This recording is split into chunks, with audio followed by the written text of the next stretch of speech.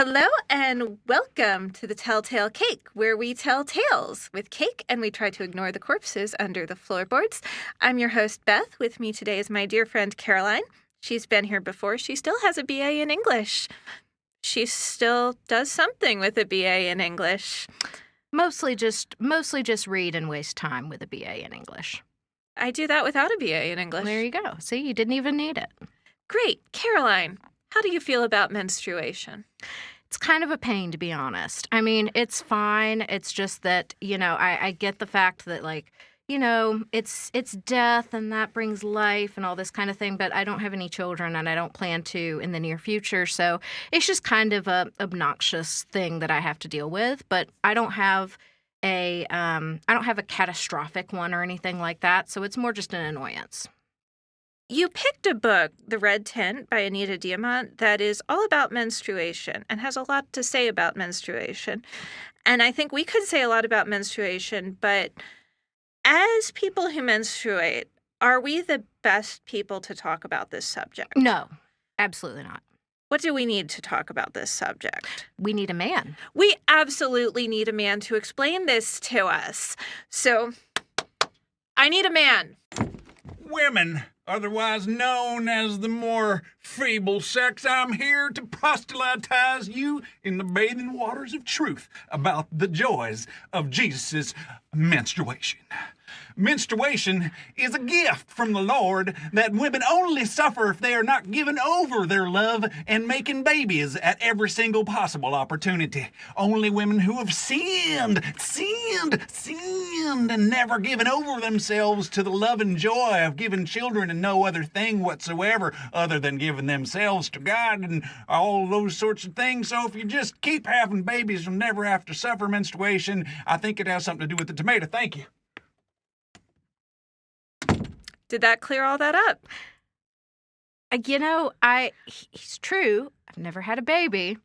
So I feel like if you did have babies continuously, you might not menstruate. But also I feel like there are other times where people have a baby, are breastfeeding, and still get a period. So I feel like biologically he's a little off. Just a little. Are you suggesting that a man could be wrong about menstruation and explaining our bodies to us?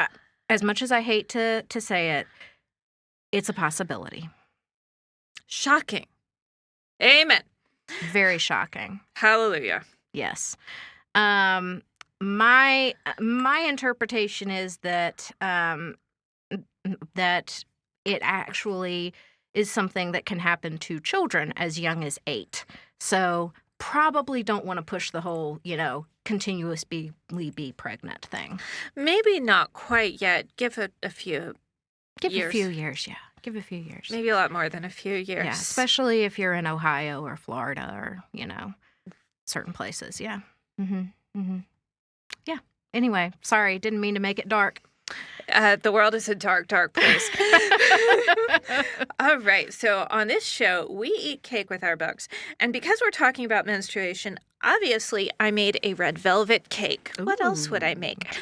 Now, I did my very best to draw a uterus on top of the cake in red sprinkles. Very nice. Now, I didn't actually have sex ed, so I can't tell you how anatomically correct that is, but I think it has the general look. It seems to be more or less a uterus. Yeah. So we're going to try this. Now, I kept meaning to practice making this cake because I don't do a lot of gluten-free baking and I'm not very good at it. Who's good at it? You just get slightly more practice over time. The last time I made a gluten-free cake, it came out very grainy texture-wise. So, and I've read that a way to avoid that is to let your batter rest and also to really over-mix it. So I tried both of those things. Mm-hmm. The other thing I tried was using an actual recipe developed for gluten-free flour. Yes. Rather than just believing that the one-to-one substitution and no other alterations to a recipe will just work. Yeah, and I can tell you from experience that latter idea is a bad one. And if anyone out there is gluten-free, I highly recommend the website Let Them Eat Gluten-Free Cake, which is what we got this from. It is delightful. I have had good results from it. The woman who runs it has celiac, and so she knows what she's talking about. And it is not simply a one-to-one recipe. She actually has adjusted the recipes for gluten-free flours. So... All right, let's try this. Let's see. This is probably also a great time to mention that I ran out of oil and just added more buttermilk to make up for it because I didn't want to go back to the store because I'd already made an extra trip to the store because I forgot buttermilk. I think it's very nice. I like that. That's actually really good. That's actually very good. Yeah. Congrats. Thank you. Now, one of the reasons this is called a velvet cake is because most cakes start out their life when you cream butter and sugar together. But this cake does not start out with a butter base. You just add a lot of acid to the batter. So it has this different texture. Right. Well, it's quite good. And the one nice thing about gluten-free baking is there's no gluten to develop. So you can, in fact, overmix. You just mix it until you think, oh, surely this is too much. No, keep going, keep going. That's the thing I struggle with because that's the opposite of my baking instincts, which is to not overmix a cake and to not let the batter just sit. Right. Yeah, no, you have to take your instincts for cake and just throw them away. And I hate that. I like my instincts. I worked hard on my instincts. What I also like is this buttercream with cream cheese frosting. It is nice. It's not too sweet. Yeah, it's really good. And it's also a French buttercream, which I've never made before. So there's a bunch of egg yolks and some sugar syrup in it. Because most of the time when I make buttercream, I'm just whipping a bunch of powdered sugar and butter together. Right. Sure. But I like this better. This is nice. I am definitely going to try making this recipe. I have, like, my experience baking cakes is almost none. So, but I want to try this out. It's quite good. It works quite well. It's also a forgiving recipe, like I said. Oh, okay. I sort of ran out of oil. Right, so you had to sub in some buttermilk, but honestly, I wouldn't know if you hadn't told me. I will usually explain to you everything that's wrong with everything I make. It's not a good instinct. I was about to say, there is no personality defect that speaks to. Not at all. No. There is some red food coloring in this. Classically speaking, you wouldn't put that in, but cocoa powder does react with acid and turns a slightly dark reddish color, but it's not this red. Right. This is also not super red because I was also out of red food coloring a little bit. So what we're learning here is you make a list before you go to the store. And then you remember to take the list with you. That's usually the part that I forget. I make the list, I leave it on my kitchen counter, and I go to the store without the list. I do that as well. I am a grown-ass adult woman, and I still have not learned this lesson. Yeah, no, this is something that, like, a 12-year-old could learn, you know? And it's not hard. So... Okay, let's talk about our book, and let's first judge it by its cover.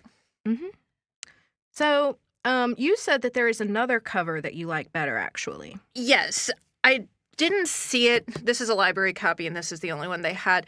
There's a cover of a woman standing. She's wrapped in red, and this really long red dress comes out and makes, like, a mountain ridge behind her. It's really cool. Okay. I don't dislike this. Yeah. It's nice enough. It's kind of pre-Raphaelite. Feeling. Yeah, and it's kind of sensuous, which gives you an idea of the contents of the book. Yeah, not mad at it. It's pretty. Yeah, it's pretty. I like it fine. I feel like she should be a little darker skinned, but that's just Yeah, maybe. I know she spends a lot of time in Egypt, and Egyptians tend to be on the more light-skinned side. Maybe Canaanites are as well. That's true. So maybe not. Maybe not. I mean, I'm not mad at the idea that she might be fairly light-skinned. That's true. That's true. Okay. Yeah. So I like it just fine. Yeah, I like it. It's nice. Yeah. It's designed by Nancy Resnick, and I'm not totally sure why it says designed by rather than just by. I'm not sure what the difference is between. Yeah, no idea. But anyway, it's nice. It's nice. Good job, Nancy Resnick. Mm-hmm. All right, let's get into it. So this was published in 1997, because apparently all the books I cover are written in the 90s.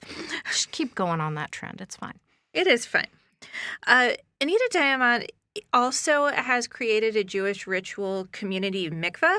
And a mikveh is, I'm not Jewish, so I'll probably mess this up, but my understanding is that it's a ritual bath you take after menstruation to make yourself ritually clean again, because in Orthodox Judaism, when you menstruate, you become ritually unclean. Correct. So then you go and have a mikveh, and I believe there are some attempts to reclaim it from this whole unclean into a celebration of who you are. I don't know. Right. So my understanding is it's been, especially in some reform circles and maybe conservative circles. When I say conservative, I mean conservative Jewish, not conservative politically. I think there's been some reclaiming a little bit. For one thing, in any Jewish circles, I believe it's also used when someone converts to Judaism. I think you're right. So it's and then also at certain points in your life, like before you're going to have a baby, I believe that a lot of women will use a mikveh. And so I think it has been in some of these circles reclaimed as something that, is a way of celebrating your body and celebrating yourself. But we can, obviously people have different experiences with that. So. And I have a few feelings about books like this that romanticize and ritualize menstrual seclusion. However, in recent years, Anita Diamant has gotten into a lot of menstrual activism, like working against sales tax on menstrual supplies and working for more access to menstrual supplies. So it's not that she's just romanticizing it. Right. And of course, my issues with it are that in a lot of places in the world today, when menstrual seclusion is practiced, either ritually or just because people lack supplies, then young women will miss educational opportunities, and sometimes they will die of exposure. That still happens. Yeah. So it's a problem. Yeah. And I think that's something that we should always bring up whenever we are talking about a nice menstrual seclusion thing. Right. Another thing that Beth brought up is that it's interesting in the book, the women just sort of magically all have their cycles at the same time with the new moon, and they magically are done within 3 days. Now, I do know personally experience when I tend to live with other people who menstruate that we tend to sync up. But that is not everyone's experience. That's not Beth's experience. So, people, I guess no one in the book had endometriosis or cysts. And no one's just 14 when every month might be a new adventure. Exactly, right. So it is a little interesting and possibly a little problematic that everything goes extremely regularly. But I will say she does get into infertility and those kinds of issues. So, and that is a good thing. Now, this is also a retelling of the story in the Bible of Dinah in Genesis. So, quick summary, Dinah is the only daughter of Jacob that we know about. According to the Bible, she is sexually assaulted by the men of Shechem, but some guy wants to marry her. He's just deeply in love with her. Jacob basically says, okay, but you and everyone have to be circumcised. And the men of Shechem agree. So they all get circumcised. And while they are lying down, being what the King James Version tactfully says, sore, then some of Jacob's sons go and absolutely murder everyone. It's a pretty grim story.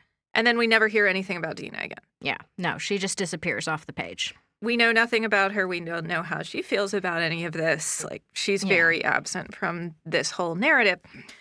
How old were you when you learned this story? Because you grew up in conservative Christianity. So I don't remember exactly, but I knew I knew a lot about the genealogy and the stories from Abraham through Joseph at a very young age. And I could have told you the genealogy when I was like 6. So I want to say I was probably quite young. Definitely elementary school and possibly on the lower end of elementary school. Now, the story of Dina is full of sex and violence. And you were quite young when you learned it. So let's play a fun game. Name something secular you were not allowed because of sex and or violent content while being able to learn stories like this. Well, see, the fun part is that most of the things I wasn't allowed to read or watch, I really was allowed to read most things, but most of the things I weren't allowed to watch weren't even because of sex and violence, interestingly. They were usually because of esoteric things like disrespectful children. Like I was not that anything but that. Oh. So I wasn't allowed to watch The Simpsons, and I think that's why. Was because Bart was disrespectful, and yeah, that was a problem. I think Teenage Mutant Ninja Turtles was deemed problematically violent. Yeah. Yeah. And let's just say I did not see a PG-13 movie until I was, well, at least not in the theater. I saw some at the house, but I didn't go to the theater to see a PG-13 movie until I was actually 13, for what it's worth. So yeah, I really, I had, there were so many secular things that I just didn't see. But I definitely, knew about Dina and about the circumcision, and about the murder. And you knew what circumcision was, too. Obviously. Yeah. From like the time I was 4. I mean, come on. Yeah, exactly. Foreskin's a huge topic. Yeah. I was not allowed to watch TV or many movies growing up. I did read a lot. One thing my mom questioned me reading was this cute series called the Thoroughbred series by someone named Joanna Campbell. Aww. And it's just this young tween nurses a sick foal back to health and turns her into a champion racehorse and deals with the mean person at the barn. And it's a great series of stories. Anyway, at some point, she has a boyfriend or something, and it's they might kiss, maybe. I don't even remember, possibly. The scandal. Anyway, my mom was not super happy about me reading it. She was actually asking in front of me to my dad, should Beth be reading this? There's a boyfriend. Meanwhile, I was definitely allowed to know about Dina. Rape, murder, genocide, circumcision. All of it. Consensually kissing a boy when you're 12? No, that is a bridge too far. Absolutely not. But knowing that that David basically one of his bride prices was circumcising, I forget how many men, and stacking up their foreskins. Yeah, he bought a woman with penis bits. Exactly. It's fine. That I knew at 7. Yeah. So yeah. To be fair, I wasn't super clear on what a foreskin was. I feel like I actually kind of, I knew what that was. Yeah.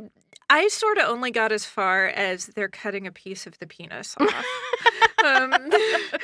Right. That was about which is still I mean, that's a 7-year-old's understanding of right. it. That's fine. Yeah.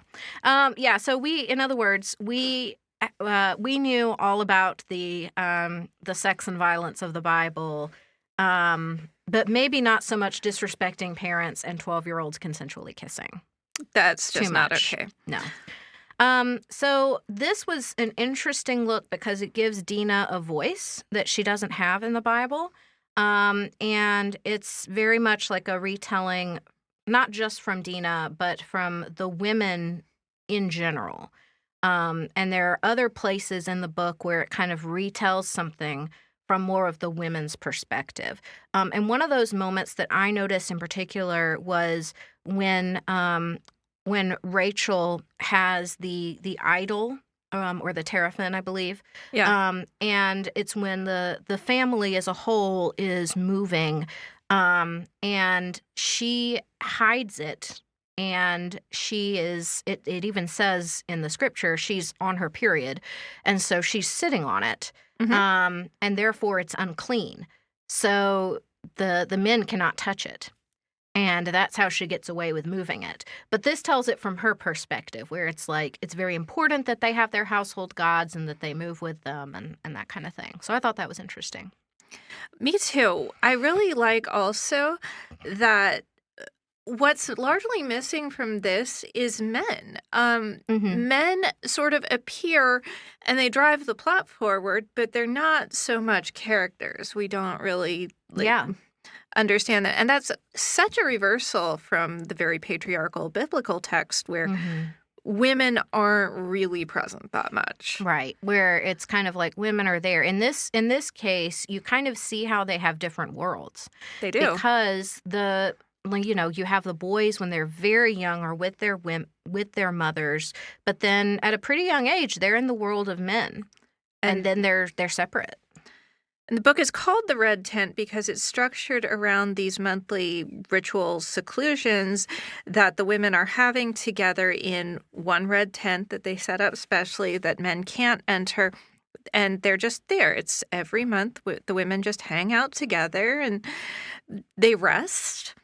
And they're just women together, which is, I mean, other than the whole live, laugh, love your period approach that we mentioned earlier, that I'm not super down with. I like that there's this space for, first of all, for people to rest, because I think that we actually need more of a space for that now.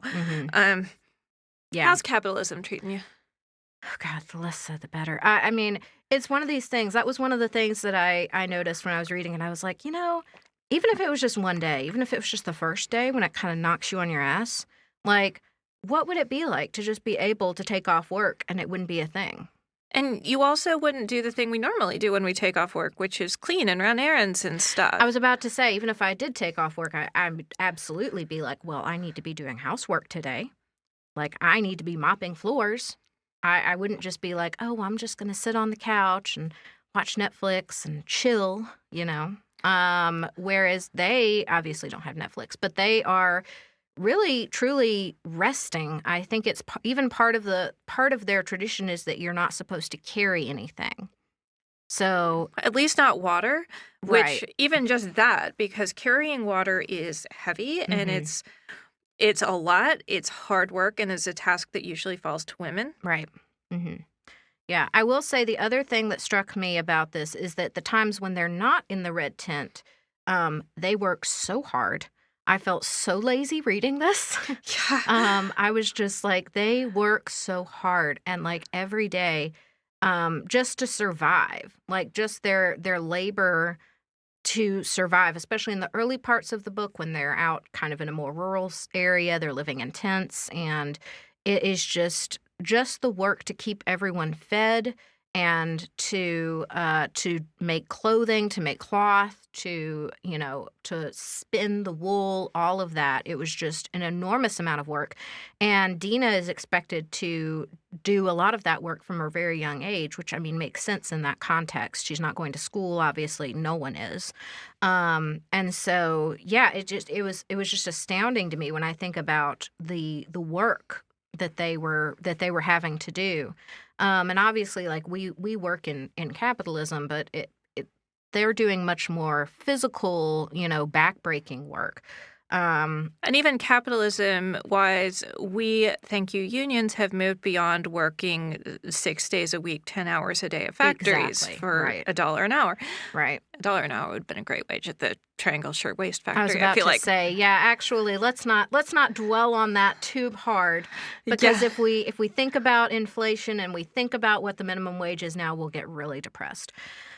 Anyway, moving on. That struck me. Also, there's a little, I think it's maybe an introduction or a foreword, and supposedly from Dina, and she's talking about, that she's telling this story to women who have too many more cooking pots than they need and have like soft hands and things like that. And it is one of these things Beth and I talk about sometimes, how our ancestors would think that we're so wealthy because I just have like ground up cinnamon and nutmeg in my pantry, just waiting there. It's wild.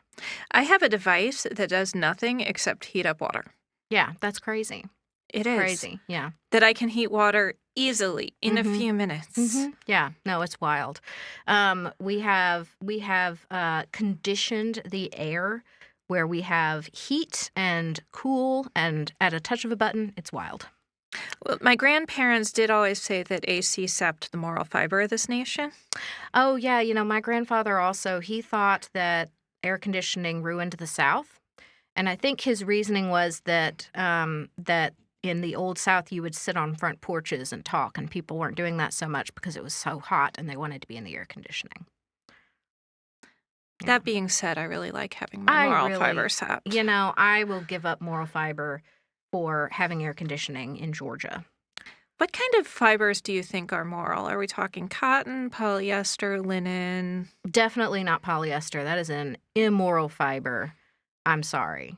100%. Probably wool, because Wool it's is moral? scratchy and irritating, Okay, wool is the most moral fiber. Yeah. And you know what they do? They have a lot of wool in here. They have sheep, so they talk about wool a lot. So it's a biblical fiber.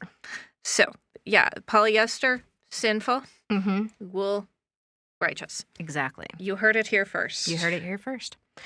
So just to kind of go over a little bit, for those not familiar with the biblical story, if you're not as familiar with that, Hallelujah. The biblical story, apart from just Dinah's little section, is that that Jacob is sent by his mother back to the land of his kin to find a wife. And he goes and he is met by Rachel at the well.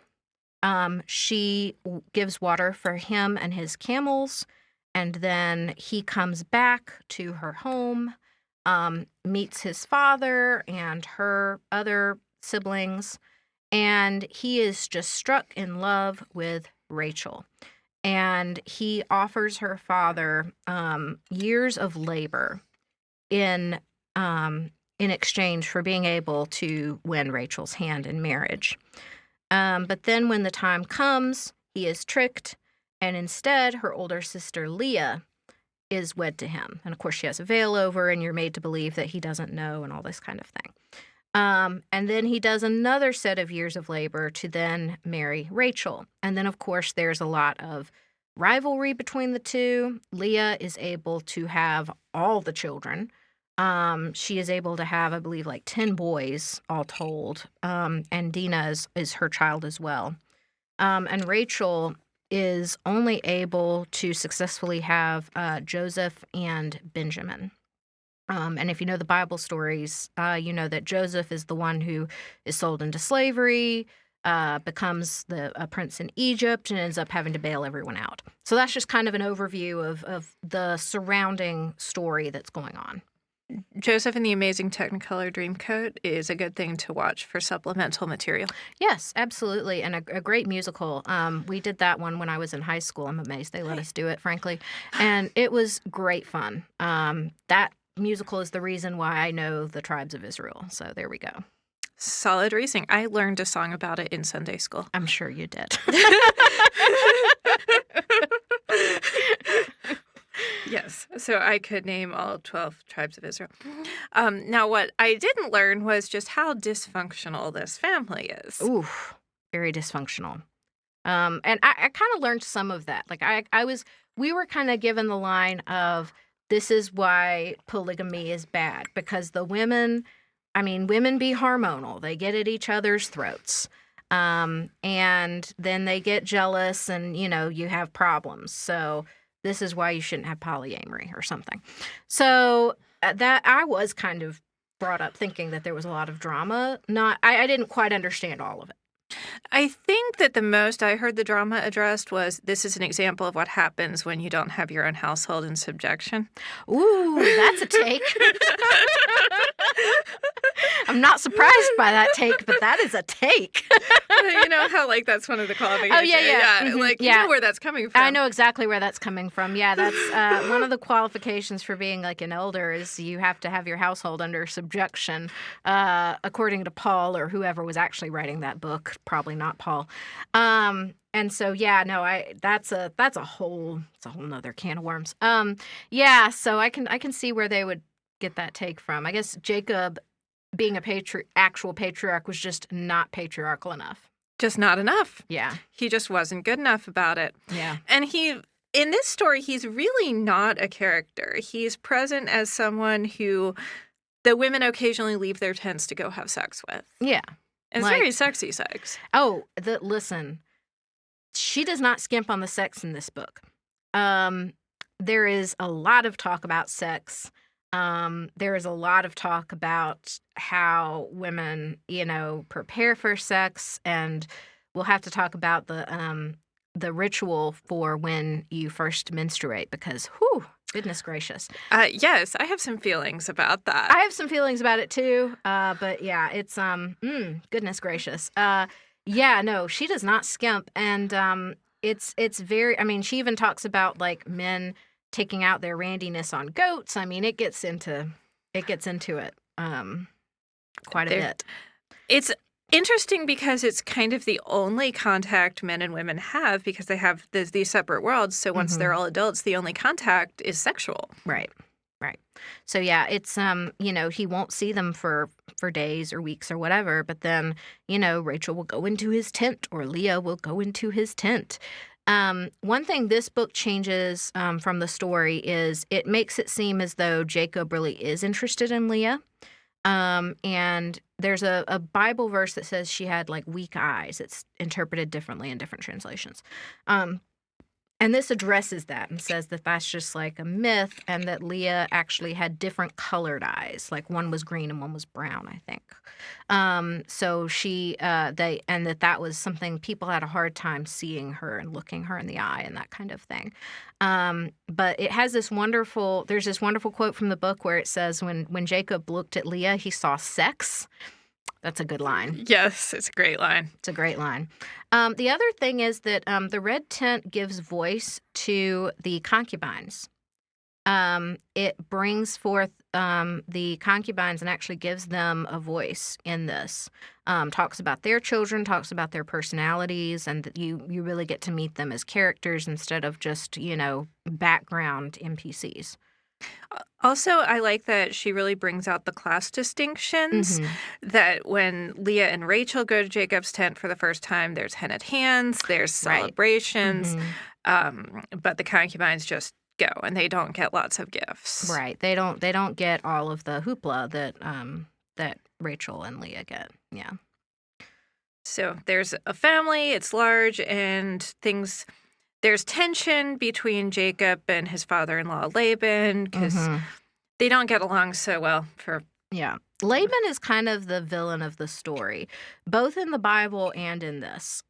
He in the red tent, he is portrayed as someone who is objectively physically abusive to his wife, and who is kind of a jerk to everybody. So they pack up and leave. And we were talking about this theft of the household gods earlier. And I like how this book addresses that and makes it make sense, which is there's a lot of uncertainty when you do a big cross-country move. It's kind of nerve-wracking now. And we can actually still contact people back where we came from, and it's like maybe a few days by car or whatever. But when you're traveling an unknown distance on foot, you'll never see or hear from any of the people you left behind again. You don't know where you're going. You don't know anything about them. Terrifying. You can't just go start looking up facts about where you're going. And yeah, it's terrifying. And you might have to find new gods to worship. Right. Which is that just seems like a bridge too far. That seems like a bridge too far. So it made me think, so I teach Sunday school in an Episcopal church, and we have this program called Godly Play, and we talk about some of these stories not Dina getting raped. We don't go into that. Good. But that is not a story we for try children. not to like traumatize the children. But we do talk about, we have this really cool thing called a desert box, and it has sand in it. And we talk about how a lot of the stories of the people of God happened in the desert, and the desert's dangerous, and it's not somewhere where you really want to go, and you don't go there unless you have to. And I thought about that when I was reading about this, because it's like, it's not somewhere you just like, all right, people, let's just go out and, we're just going to move. It's going to be fine. Get our movers. No, like you could be going somewhere where there isn't going to be enough water. Like, you don't know. It's terrifying. It is. So, yeah, at least they brought their gods with them. Exactly. That makes total sense. I mean, that's just like bringing your AAA card. Yeah. That's what that's like. Yeah, because you might need God to restart your battery. Exactly. That's what I see that as. Like, you've got your insurance right there. Mm-hmm. That's what you have. And the women being practical are like, okay, it's fine that you believe in a God that's everywhere, but we don't know that. Also, it's not really their God. Like, that's true. Yeah. That's the men's God. Right. In the book here, it's the way that it's set up is that Jacob's God is El, Yahweh, etc. But the women's have multiple gods, and they are different from El. And so that's, like, they don't really know anything about the God, and what little they do know is mostly the story of the sacrifice of Isaac, which they rightly think is barbaric.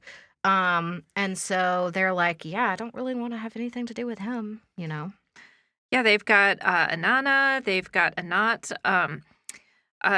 I believe at one point Dina gets introduced to Toara, who is an Egyptian hippopotamus god. Mm-hmm. Yeah. So they've got their own gods. Yeah, lots of gods, and gods for different things. Kind of like Catholic saints. It's a very similar thing, honestly, to Catholic saints, which have functioned in a weird symbiotic relationship with pagan religions. So kind of makes sense. It's an easy way to bring your own gods along. It's like, okay, you're being forced to convert into this religion, but you can sort of incorporate your own gods. Yeah, we'll call it Bridget now. Sure. There you go. We're good. So yeah, I found that to be interesting too. Now, one thing about the story that it does is it really turns on its head the idea that Dina was raped. Yes. So in the story, she goes into the city and she ends up meeting the prince, and super hot, by the way. Oh yeah, like total dreamboat. Yeah, totally. And she falls for him immediately. He falls for her immediately. His mom sets it up so they end up together alone. Oh yeah, no, the mom totally match makes them, and then they end up in what I am honestly just envious of. They end up in this situation where they just have sex for several days, and people bring them food and water and don't bother them. This seems like the ideal honeymoon. Yeah, that's what I want. Just, let me have sex with the person for, several days, and then people just bring you what you need and you don't have to leave the room. Sounds great. You've actually been on a honeymoon, right? I have. Was yes. it like that? No, it was not. We didn't have to do much because it was a cruise, so we weren't having to cook or anything. But no, it was not like that. Aw. Yeah. I will say we did get room service for breakfast most days, and that was pretty sweet. That was great. I missed that. But yeah, it's an ideal honeymoon. I do not, however, envy her the trauma that follows, though. However, so she goes back, and the father of the prince offers a very nice bride price for her. Dowry. So dowry is when... Dowry. Yeah, you're right. You're right. Wait, no, you are right, because if it was dowry, it would be Jacob paying it. Exactly, but bride price is for Dina from the new father-in-law. Yeah, I always get those mixed up. Yeah, so yeah, he offers what is an incredible bride price, and also kind of hints that, well, she's not a virgin anymore, so, you're not going to get a better offer than this. And that's just good negotiating. Which is just a good negotiator. And Simon and Levi, who are kind of the bad guys in the story, of the brothers, they are immediately suspicious, and they cook up the scheme to, make sure that he is, that everyone has to be circumcised, and that then they will go and kill all the men. And somehow the king and the prince agree to this whole circumcision thing. Yeah. Which is astounding, honestly. I mean, well, and the prince, I get it. He's like really in love with Dina. But what's wild is that they agree that every man in the city gates is going to be circumcised, which, wow. They couldn't have been happy about that. That's the thing. Couldn't have been happy about it. People with foreskins, tell us how you'd feel about that. Yeah, can't be fun. So then, but they do it, and they're laying in recovery, and the way that the story tells what happens next, which is just unbelievably horrifying, is that Dina is sleeping with him when he is murdered, and she wakes up with his blood all over her. It's truly awful, truly horrific. She's in almost like a fugue state, and she is taken back, gagged by her brothers. And then she ends up leaving, understandably. After cursing them all. After cursing them all, very effectively. She leaves and starts a new life. She ends up going back to the city of Shechem and meets up with the prince's mother, who would be her mother-in-law. Mm-hmm. And that woman is from Egypt, so they ended up going back to Egypt. Mm-hmm. Yeah. And she starts living in the household with her mother-in-law's family. Mm-hmm. And it turns out that she's pregnant. Right.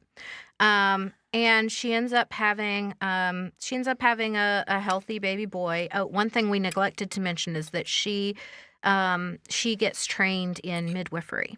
Mm-hmm. And so she is able, during the birth, she is able to explain to them that they need to cut her open a bit in order to safely deliver the child. And after that experience, she becomes known as a midwife in the town, I believe, of Thebes. That sounds right. Mm-hmm. Yeah. And so after that, she becomes known for that. And she is mostly, for the first, I believe, 7 years of his life, just entranced with her child and caring for her son. And then what happens is just so unbelievably sad because, of course, the men live in a different world, but it's almost like she loses her child. And there's a lot of class and cultural stuff because her child is sent to school and learns to read and write because it's Egypt. And it's Egyptian city. Mm-hmm. And she starts feeling less than because she's a Canaanite. She's illiterate. She doesn't know all the civilized things the Egyptians do. There's a language barrier. At one point, she mentions that her son seems embarrassed by her table manners. Right. Mm-hmm. And yeah, her son is just sent away from her to learn to be a government official and do all this reading and writing stuff. And there's just no room in his educated, civilized world for his Canaanite mother who doesn't have good table manners. Right. It's really sad. It's really sad that happens with her, especially, and this is something that our society could stand to learn a bit about, especially when you consider that she's obviously highly intelligent and capable.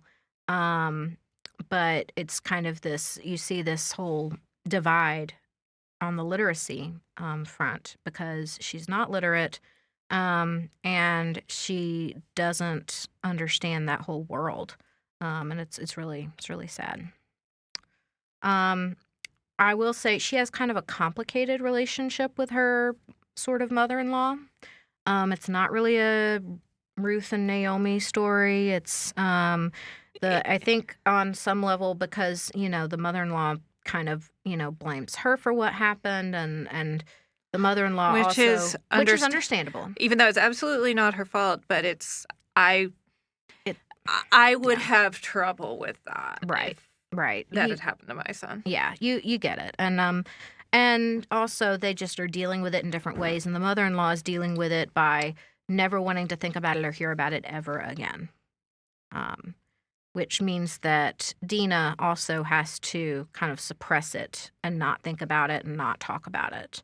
So she has all this built-up trauma that she's not really able to process.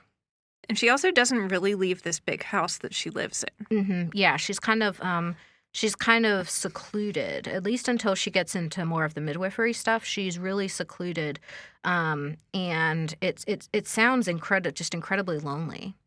Especially when you consider that when she was back in Canaan, she was just surrounded by people. It struck me that like you wouldn't have time to be lonely or bored, and there were always people around. You would never really be alone, which may sound horrible, but it also means that you're probably not lonely. That was actually one of the things I struggled a lot with when I lived with a host family in Tanzania, is that you are never alone. And it is somewhat weird to want to be alone for more than like an hour. Right. And I found that incredibly stressful to just be surrounded by people constantly. But it's a real culture thing. And if you grow up with that, it's weird to be alone. Right. It's being alone is this really weird thing. Like, why would you want to be alone? Yeah. So that's, I would imagine that for her especially, it's intensely difficult. And especially coming out of COVID, I think we can all understand that it is intensely stressful to just be cooped up in a house for a long time. Even if you like being alone in your house, you need some options. Yeah, you need occasionally. Options. Like you need to, and she's in a strange country. It's incredibly isolating. But what gets her out is more of the midwifery, because she does have a reputation. She gets called out to help with somebody who's having a difficult birth. She meets another midwife. She makes a friend. And she starts going out more to attend other births. And there's a whole lot of gross childbirth stuff. I didn't really mind the gross childbirth stuff, but just if that does bother you, it's there. There's a lot of body stuff and fluids in this there's book. There's a lot of what I just think of just real life. There's just a lot of real life in the book. People vomiting and blood and people dying and children having to be cut out and all of that kind of thing. And I do like that she talks a lot about the more upper class women she attends and how horrible it seems that they just get bored. They have the ability to get bored. Right, yeah. She does talk about that, and how also, I thought this was interesting. The upper class women don't actually have as much support in their births as the lower class women. Because the upper class women, like they have these servants, but the servants are kind of afraid to do what they need to do to really support them. They don't have like sisters and mothers and aunts who are right around who can really like physically support them in the way that they need when they're giving birth. So I thought that was interesting. She does meet an interested man in the marketplace who gives her a really expensive carving thing. But she's not really in a place where she can have a relationship, which, since her last relationship ended with her waking up covered in the guy's blood because her brothers had murdered him, which is... You can understand why she might not be eager to leap into a new relationship. It's a hell of a thing to have happen. Yeah. But so she kind of rebuffs him, and then he moves to the Valley of the Kings. But then her midwife friend also moves down to the Valley of the Kings with her family, and Dina finds out that, she has to move. The family she's staying with, there's a couple deaths. It gets bought by a different family, and they want to just get rid of everybody, start over with their servants and all the people who are just around. Right. So she ends up moving to the Valley of Kings, and this is where I feel like she finally kind of comes into her own as a person. She does. At first, she doesn't like it because it's so stark and deserty. Yeah. But she learns to like it. She's got, she's got stuff to do. She has a lot of births to attend. People like her. Yeah. She has a really great relationship with the older midwife, and they really become very good friends. And she has kind of a mentee, mentor kind of thing going on there. And she meets her gentleman friend again. And this time, she decides she's ready for that. He's still good with her. So, like, they actually end up getting married. And I love this marriage because there's no hoopla. There's no henna hands. Because at this point, they're both old enough that they don't really belong to anyone else in the sense that children in this society often belong to their families. They can just go. Yeah. It's very... not sure how historically accurate this would be, but, this is fiction. Who cares? Who cares? They have a very egalitarian partnership. And they've both had trauma in their lives and hardship, and they are just really happy with each other. And it's beautiful. I was like, man, I want that someday. Sounds it's a delightful. great marriage. Yeah. So yeah, it's she really has a wonderful thing there. Now it does it does bring back to the Bible story, and it has her actually meeting Joseph. Joseph at this point is a high-ranking government official in Egypt due to circumstances explained in the Bible, and also Joseph in the Amazing Technicolor Dreamcoat. No, Prince of Egypt is Moses. Prince of Egypt, yeah, that's Moses, yeah. So Joseph is placed highly. He's got an Egyptian wife. His wife is going to give birth soon, and by great fictional coincidence, Dina's son is actually working for Joseph. Right, he's the scribe, I believe is how it would be described. And he really hates Joseph because Joseph is an illiterate Canaanite. Right. Yeah, there's a lot of classism going on. But yeah, so she ends up going to assist in that birth. And it's the woman is just terrified because she's had these difficult births, but it ends up being fine. And she ends up then realizing that Joseph is there. And they actually end up meeting and talking, which is interesting because Joseph now is basically on a power trip because he has power, so he doesn't. Right. He's not in a position where he has to really listen to and respect other people. Right. And to be fair, he was sold into slavery. I kind of understand him dicking around his brothers a little bit. Yeah. So they have some discussions but Dina doesn't want anything to do with anything. Yeah. She's done with her family. Who can blame her? Yeah. No. So she's like, bye. Don't talk to me again. Don't contact me. We're done. Now, what's unfortunate is that her son also learns her story and decides to get her justice by attacking Joseph, which is such a man thing. It's such a man thing. Like, I'm going to add more blood to this situation. It's going to help. Right. The violence is going to escalate. And it will help. And it will help somehow. Right. Yeah. We don't know how.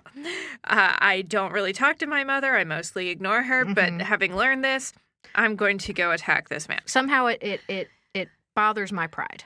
Yes. Somehow it's my concern, and I'm going to deal with it with my fists. Right. Yeah. No, it doesn't go well. So her son ends up getting kind of exiled over it. Yeah. So I don't really feel bad for him. No. He kind of deserved it. But there is a little bit of a resolution. Joseph comes to her once more. That's right. And says that Jacob is dying, and Jacob wants to meet with Joseph and give him a blessing because Joseph has given his family some land up somewhere that's, I should know, but don't. Goshen? Goshen, yeah. Yeah.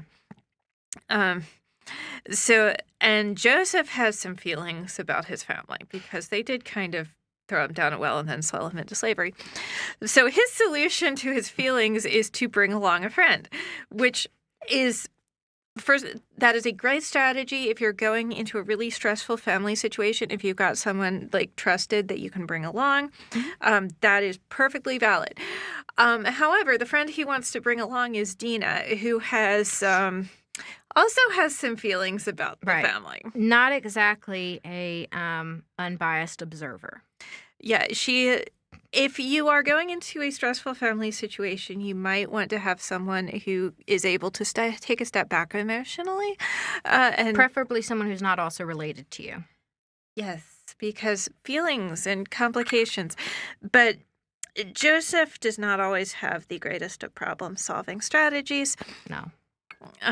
Granted, what in his life would have taught him this? Right. Yeah. No, he's a man. Right. So he takes along Dina and her husband in his train to go meet up with his family and get a blessing. And it's an interesting scene because I think both Joseph and Dina had worked this up to be just a huge thing. But then they find Jacob's kind of got what sounds like dementia, which valid. Good for him for living that long. Yeah. Congratulations. Yeah, good job. You lived long enough to get some cognitive difficulties. Right. So getting a blessing is like he has to keep repeating who he is, and Jacob doesn't really remember. And then Dina finds that most people just don't recognize her, and she's not really talked about. She does talk with one of her younger female relatives and finds out she's a story that gets told in the red tent. But this younger woman thinks it's a fairy tale on the grounds of what men would all agree to be circumcised, which is valid. Not an unreasonable position to take. So people do remember Dina. Turns out there is one brother who recognizes her, Judah, and he gives her Rachel's ring, which she kind of wonders about because she was always closer to her mother, Leah, than to Rachel. Right. It was just probably just because the way that he's portrayed is Judah is one of the nicer brothers, and he was probably just kind of clumsily trying to do something nice. That is my read, and I'm good for him, I guess. Yeah, he tried. He did. So it's one of those where you realize your awful family may still also be people who have all the same things people do. And I think Levi and Simon have their own difficulties. I think they ended up getting murdered by some people that they tried to cross earlier. Yeah, I think they tried to swindle some folks, and it ended up badly for them.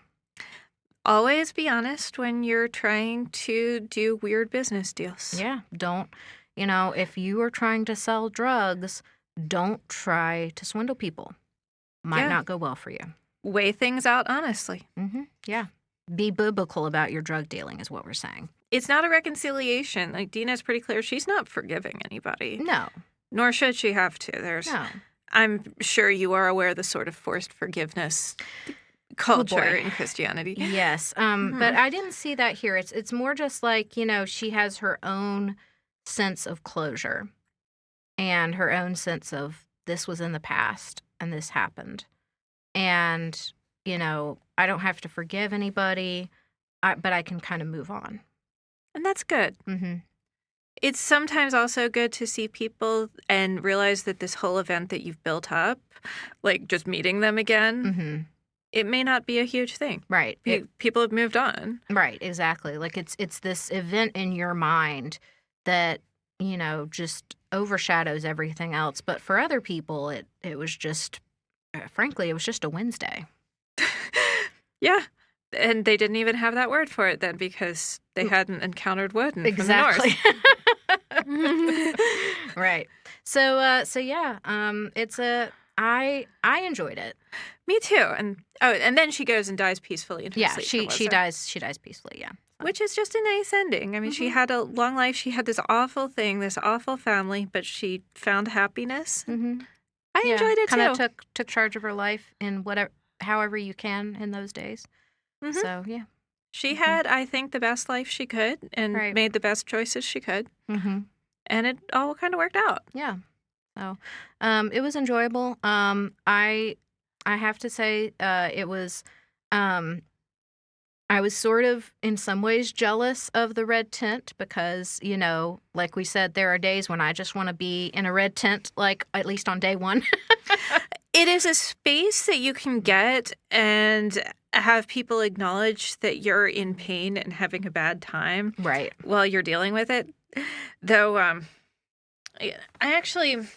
marked this because I wanted to read it.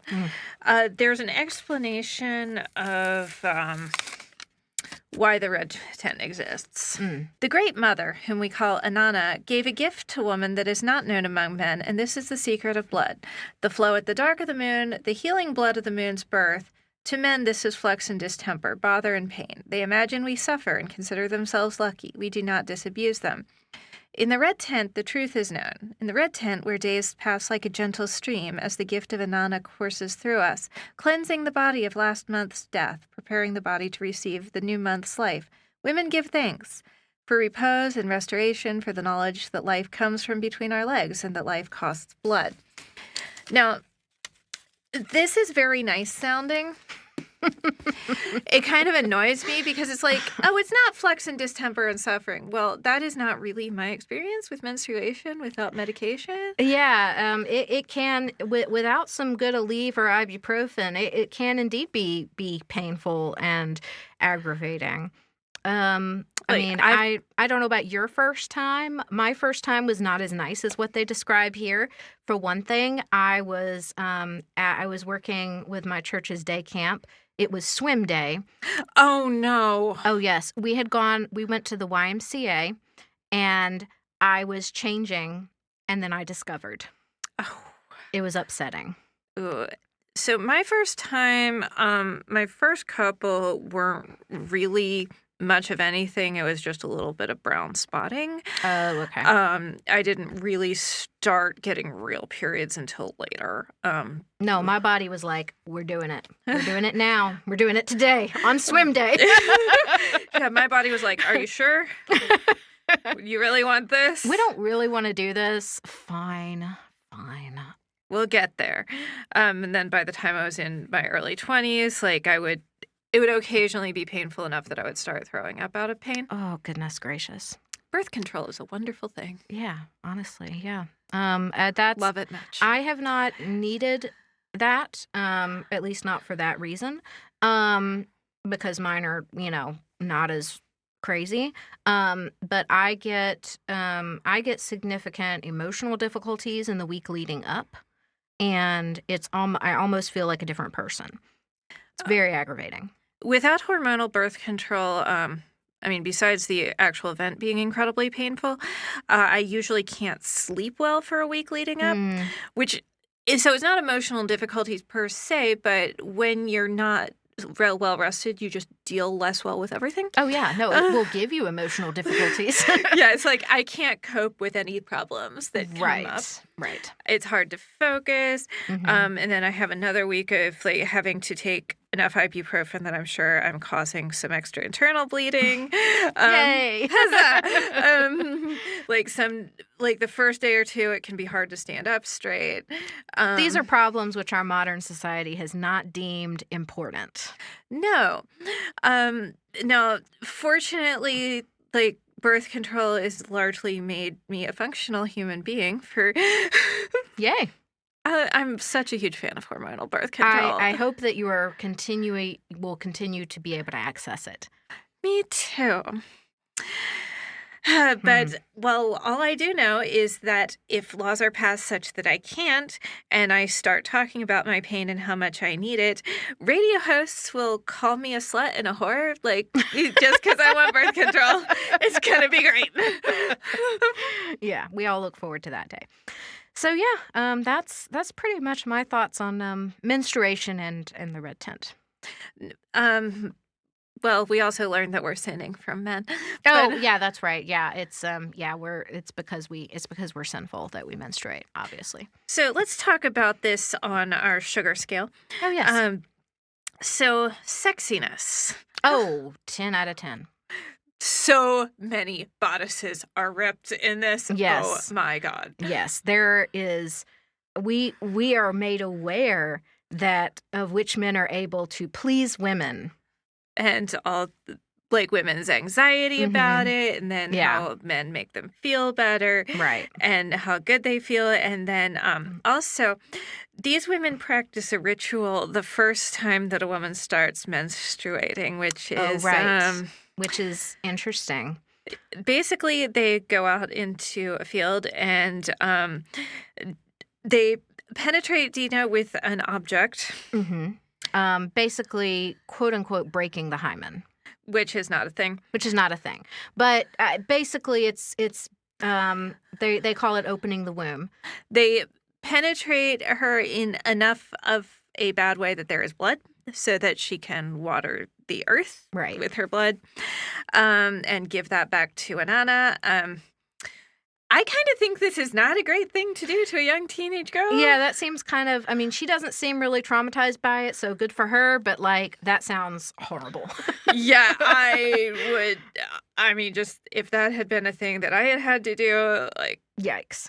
I would have gone to a great length to conceal my period for a long time. Right. That sounds like especially because it's in a group of people, and I mean, maybe if it was more my culture to be around groups of people. I was about to say, that may not really bother her so much. But it's just, suddenly you're... Yeah, so that was, like, the opposite of sexy. Yeah. I also really liked that it went from a rape story to a consensual story, and, like, pretty much all the sex is really good. Yeah. There's one story of sexual assault with the side character who then hates all Canaanite men, which fair. That happens. Yeah. But overall, even in this really patriarchal society, sex is great. Yeah. And there's a lot of it. There's a lot of sex. So much sex. Like, it is, should I be reading this in my hot bath with wine and sex? Because I'm into this. Yeah. Woo. I'll be in my bunk. Right. Exactly. Uniqueness. It is pretty unique. It follows a, I don't want to say trend, would be disrespectful, but a tradition, that's the word, a tradition in, Judaism of having stories that are written about the Torah. And I'm just a hack and I can't think of the name of it, but Midrash? Yes, that's the word. Midrash. So it's kind of written in that tradition. I looked it up earlier. Oh, see, that's what I should have done. So it's written kind of in that tradition. Maybe a little bit more of a sexy midrash than most, I would say. So sexy. But it's kind of in that tradition, but it's still fairly unique in that it really hones in on this female character in the Bible that has like 2 lines written about her and just blows it up. Well, there's like 16 verses. Okay, there we go. 16 verses. Okay, well, that's more than one actually, might think. Maybe 17 because there's the story, and then there's when her birth is mentioned. Oh, right. Okay. When I was young, the church library had some novelizations of the stories of Esther and Ruth. Sure. But they were still very in line with the biblical accounts, whereas this is not. And also, I have never actually heard a sermon on Dinah. No, I have not either. I can see why. And I'm not sure in retrospect how I learned the story. I definitely knew it. It's just it didn't get talked about a lot for probably obvious reasons. Right. I mean, I knew it because in Sunday school, we kind of just learned all the Bible stories. Oh, same. That's probably where I picked it up. It was just systematic. Like, we are learning everything that happened to the Old Testament characters, whether it's, crazy or not. So. And this is one of the ones that we learned. Yeah, like at a young age. So, yeah. Below 10. Definitely below 10. Oh, 100%. So, yeah, I thought uniqueness, kind of high-ish. Yeah. Just because, and also the way that it... I need a unit to measure uniqueness in. Like, I measure sexiness in ripped bodices. Yeah, I don't know what that would be, though. Now, what is that animal that is in Australia that is really weird, that is a mammal but lay eggs because whatever? Oh, it's a... Platypus. Platypus. I will get... Words are hard. If it's... I don't know, so many platypuses. Platypi. What's plural for platypus? I'll go with platypi, I think. There we go, platypi. Yeah, there's at least one platypus in this book. Yeah. Yeah. It can be really unique if there's multiple of them. Yeah. So, all right. What else do we have for the gender? rating? Okay. So easily passes the Bechdel test. Men are not necessarily characters, so it would still pass the reverse Bechdel test. Right. As most things do. Yeah. There's a lot of stuff about childbirth and about menstruation. the menstruation seems a bit romanticized. Yeah, it totally does. But yeah, it does go into how dangerous childbirth can be, especially when you are not in a hospital with, advanced Yeah. medicine, or even when you are in a hospital with advanced medicine, but you're treating Black patients in the USA. Can still be rather dangerous. Yeah. Anyway, it's another story. So yeah, I would like to mention we're in the state in the U.S. that has the highest maternal mortality rate for the U.S. so exciting. Isn't it great? I love Georgia. So yeah, I thought it was it did a good job of kind of portraying both the joys and the dangers of birth and pregnancy. And also giving her a life beyond that. She's able to be somewhat self-directed and find her happiness and satisfaction not just in birthing a child. So this is also an attempt to reclaim a narrative that is deeply patriarchal. And I think this is one of those situations where I feel multiple things at once. One of which is, it's good, yes, bring a woman's perspective. The other is, maybe we shouldn't bother. Is this is it going to help anything? You heard it here. She doesn't think the book should have been written. Exactly. Cancel it. Let's burn some books. Right. So it's I don't know how I feel about attempts to reclaim really patriarchal narratives. But at the same time, this is not, I no longer have a religion which is connected to the Bible or the Torah. Right. So if you do, it's more understandable that you would want to reclaim that. Right. I can definitely see if the Bible was anything more than just another book on my myth and folklore shelf, I would be interested in trying to find some things that are not irredeemably patriarchal about it. Yeah. Also, it's just fun to play with stories. It is. My favorite midrash that I've ever heard is that the plague of frogs in Egypt, it wasn't a whole bunch of little frogs, it was just one big-ass frog. Whoa, that's an interesting take. Isn't that great? So it was like the Godzilla of frogs. Frogzilla, as it were. Yeah, exactly. Just loudly ribbiting its way through Egypt. I love that take. Isn't that wonderful? That's delightful. So we are strong proponents of Frogzilla here. Yes, strong proponents. I now want to draw a little cartoon of Frogzilla, picking up a pyramid. That'd be so great. That would just be I love fantastic. That. Yes. I actually have a couple of frogs in my aquarium. Oh, that's right. You do. Yeah. They're very cute. So what you need to do is figure out a way to genetically engineer Frogzilla. This sounds like weird science. I've read books. I can do this. There you go. Rampant overconfidence. That's what we need. Love it. Yes. We can do this.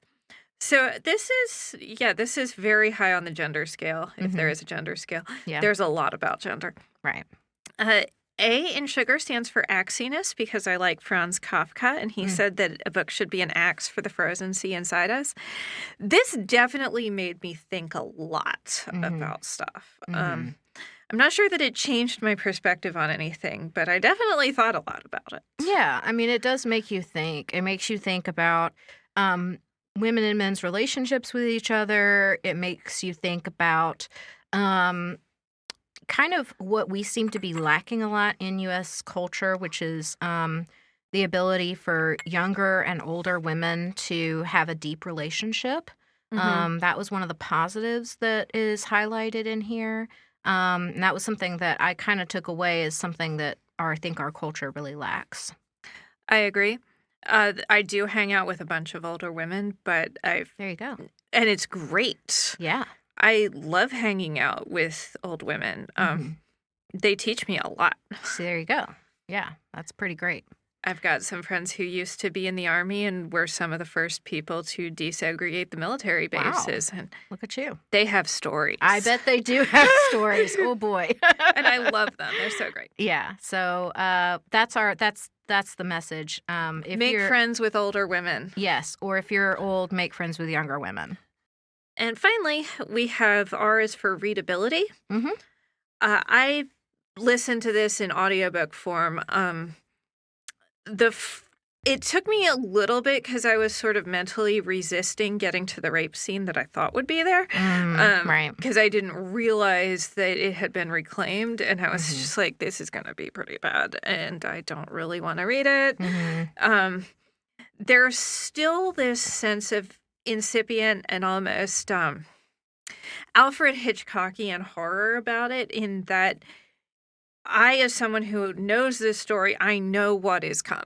Right. I have more information than the character. I know something really bad's going to happen, and it's just like, I don't want to read this scene. But once I got past that scene, it was really fast. Yeah. I think the readability will probably depend on whether you had an evangelical background or not. I think that's true. Yeah. So if you came to it without having that background, you probably are just like, interesting little book. Let's see what happens next. Dina's story is not one that really gets dramatized much outside of evangelical Sunday school, I think. Right. Like, you're not going to have an Andrew Lloyd Webber musical about this. Probably not, no. Though if there was, I would watch it. I mean, yeah, I'd obviously watch it. I don't know. Might be a little bit much for me. But yeah, it's I don't think it's going to be getting the musical treatment anytime soon. Which is a little unfortunate because I like opera a lot, and I think it's easier for me to deal with massive amounts of tragedy when people are singing about it in an overly dramatic fashion. You know what? I could see it being an opera. I'd watch that opera. Yeah. Somebody who writes opera, make an opera of this. Yeah, make an opera of Dina's story. That would be fantastic. We'll watch it. We would. Thank you so much for being here and for talking about the Red Tent with me. Is there anything to which you would like to exhort our readers? If you are a menstruator, don't feel bad about having to do whatever you need to do to make it less unpleasant. Just do what you need to do. Yeah, and I hope that your job will accommodate you, and they had better, because really. Yeah, because really. Yeah. So, yeah, that's pretty much it. All right. Like and subscribe.